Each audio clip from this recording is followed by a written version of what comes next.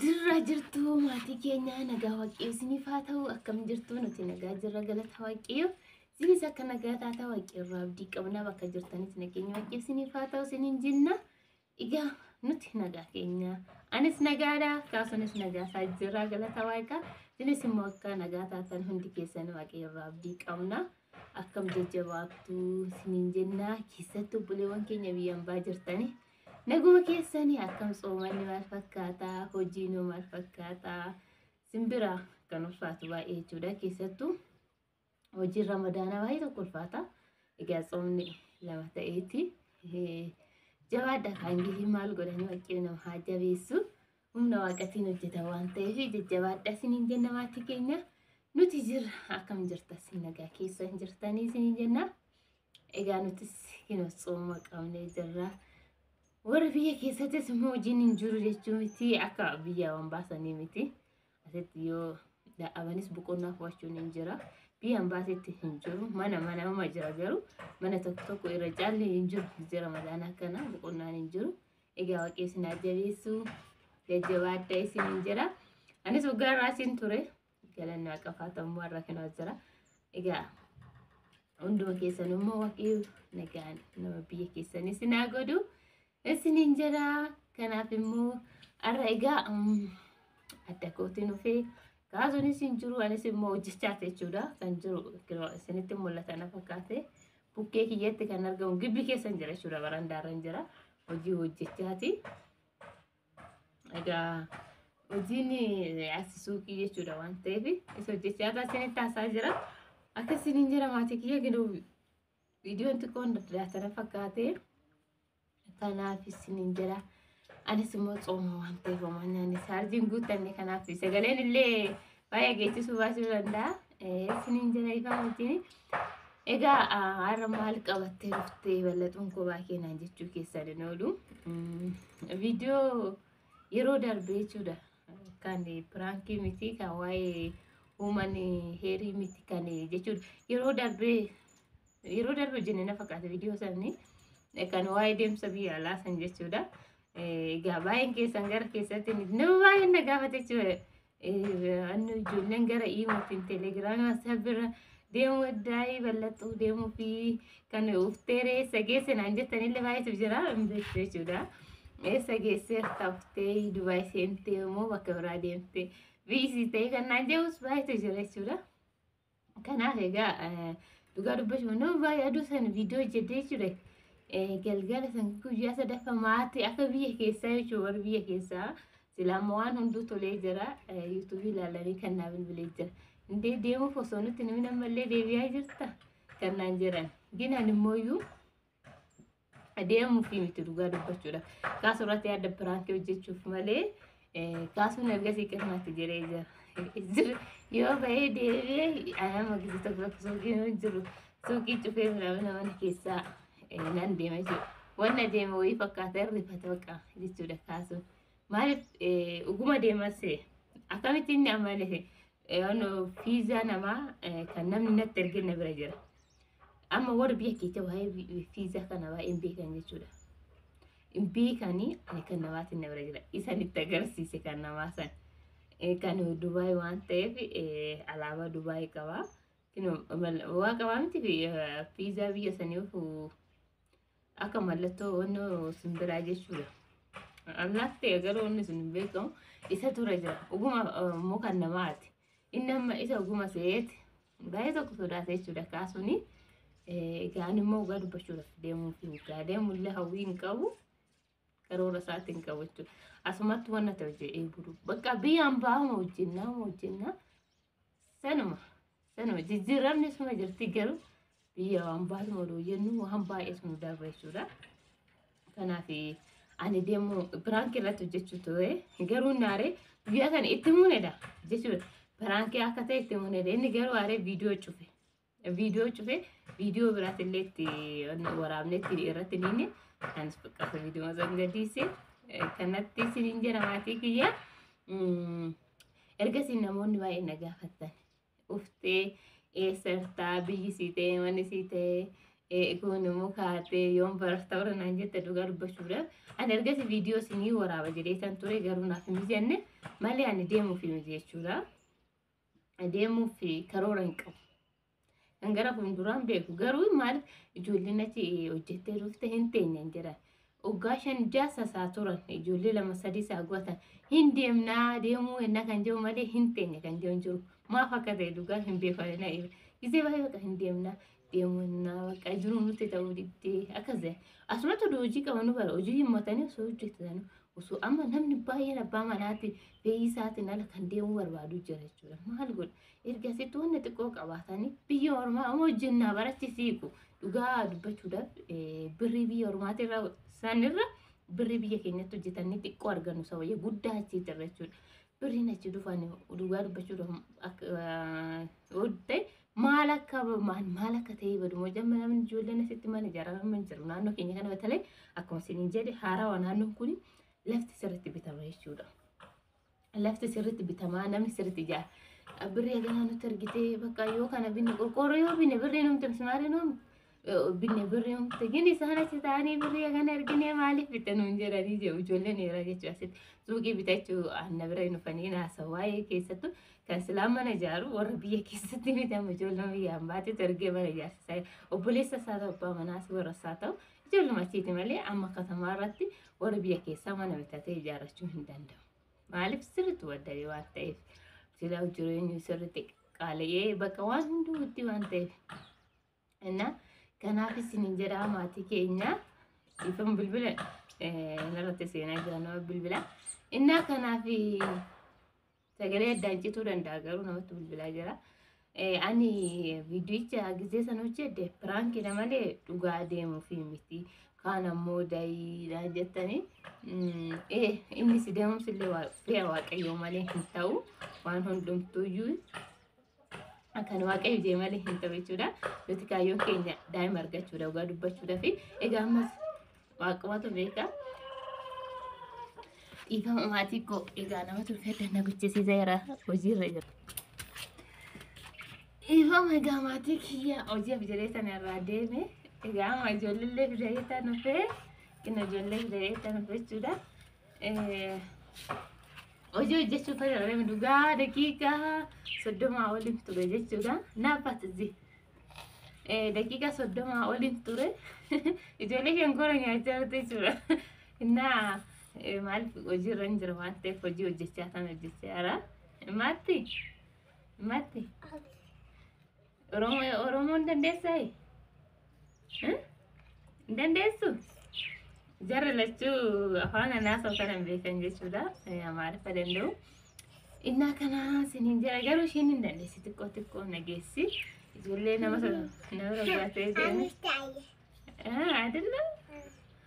Namatu nama roggaatee deeme jechuudha.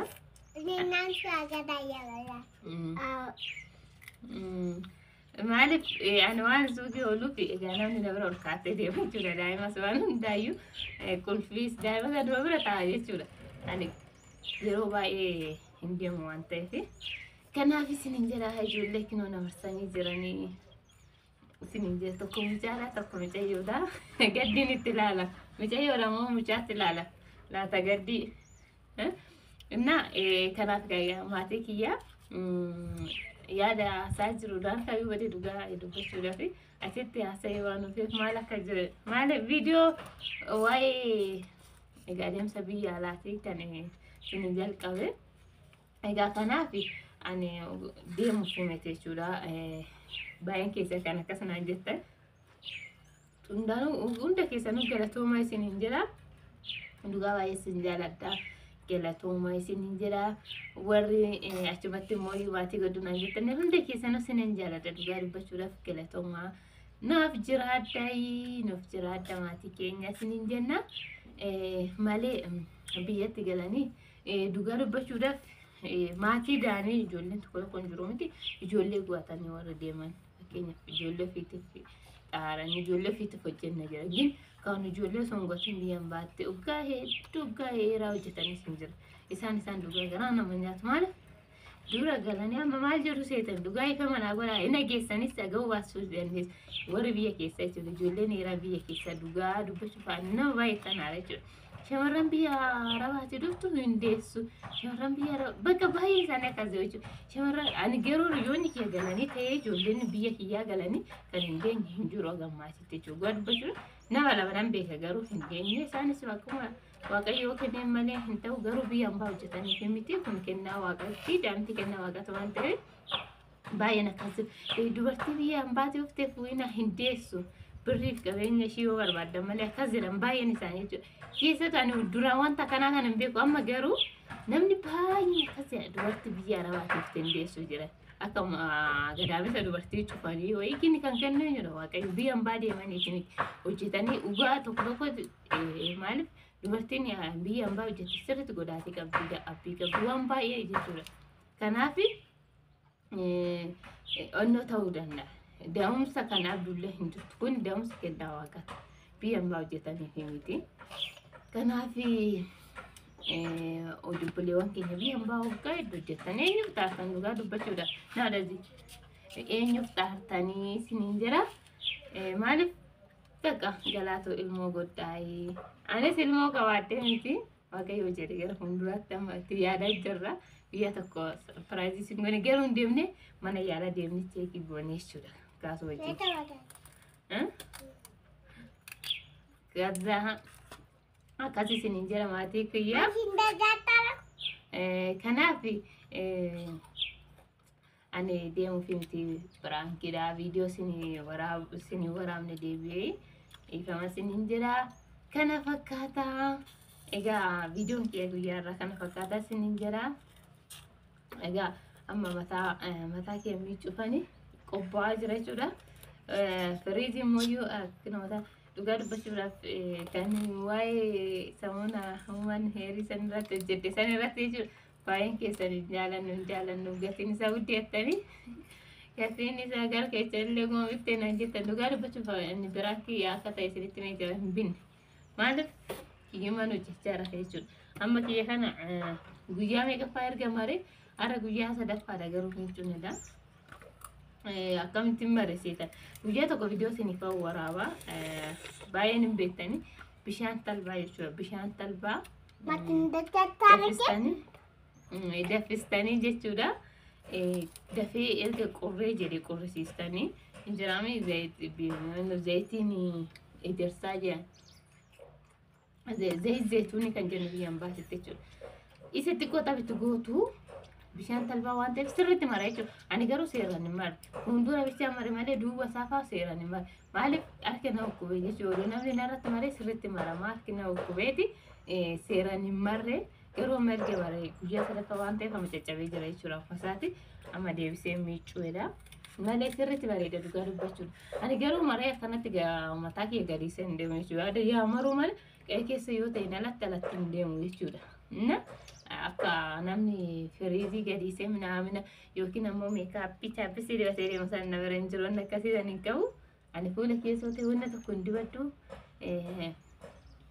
no chaappistii soo ta'e fayyadamu jechuudha akka kuulii fayyadamu minaamina kana fayyadamu mataa kiyyaan seeraan hin qabu gaa dubbachuudhaaf kaasuu hangizee baay'ee maal irratti olaamna seetanii mataa irratti jechuudha mataa makiyyaan seeraan hin qabu yeroo baay'ee yeroo hojii irratti dabarsaa egaan beektu namni biyyan baay'ee baay'ee bakka hojii wasitti hubne hojii ennaa hojii irratti dabarsaa fi silkii gurguru hojiin kiyyaa kana jechuudha malee baay'ee akka hambaa mataa kiyya qaqqabee tokko see minaamina amma balestira malat tokko shurun nan danda'a jechuudha kaasuun na hojjeta gizee baay'ee kin ofii kiyyaan hojjenne malee inna kana sinin jira maatii kooyi viidiyoo sinitti neeressu kanaafiyyuu deemsi biyya hambaa suni soba piraankiidha kaasuun garuu baay'ee tokko aaree jira sinin jedhamaatti binnoo inna kaasuun baay'ee tokko aaree jira sinin jedha kana fakkaataa egaa jajjabaadhaa warri biyya hambaa jirtanillee xiqquma karra ramadaanni amma bahu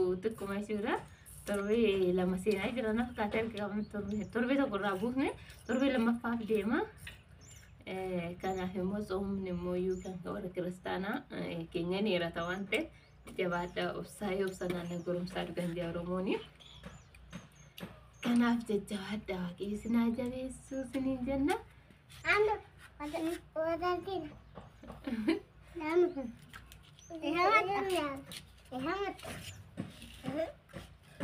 Inni ijoolleen viidiyoo keessatti ilaalteetti kolfite akkana isiniin jira.